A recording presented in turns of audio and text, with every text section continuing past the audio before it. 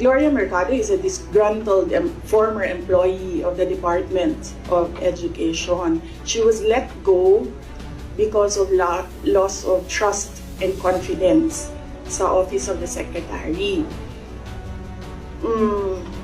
Una niyang ginawa, well, hindi ko alam kung anong nauna, pero naka-strike to siya sa akin. Ang una niyang ginawa, nag-solicit siya ng 16 million pesos sa isang kumpanya on paper using my name without any authorization from the Department of Education. Bibigay ni JC sa inyo mamaya yung papel. Kalagay doon. Pangalawa, noong nag-school visit ako sa Cebu, merong lumapit sa akin na teacher. Sabi niya sa akin, Inday Sara, masakit sa loob namin na mga teachers kami na nasa field.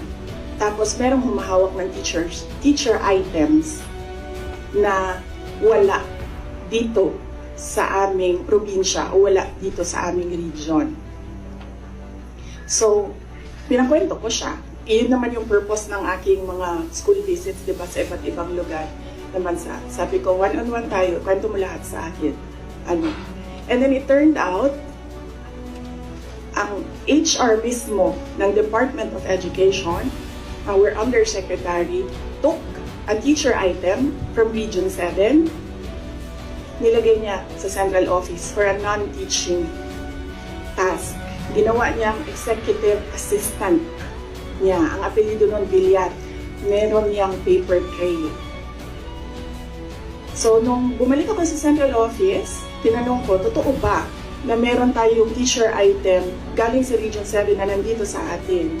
Totoo daw, nasa HR. HR pa mismo ang gumawa ng parang injustice sa teachers namin sa field. So, on that second point, hindi ko na pinalampas. Sinabihan na siya na there is loss of trust and confidence. And you should go. And then she said na, pwede bang mag-retirement na lang ako instead na paalisin ninyo ako. Kasi ang tagal ko na, matanda na ako. And then sinabihan siya, okay, sige. You go. So she's a disgruntled former DepEd employee. At yan yung dalawa na rason kung bakit siya pinaalis. May papel yung 16 million na solicitation niya.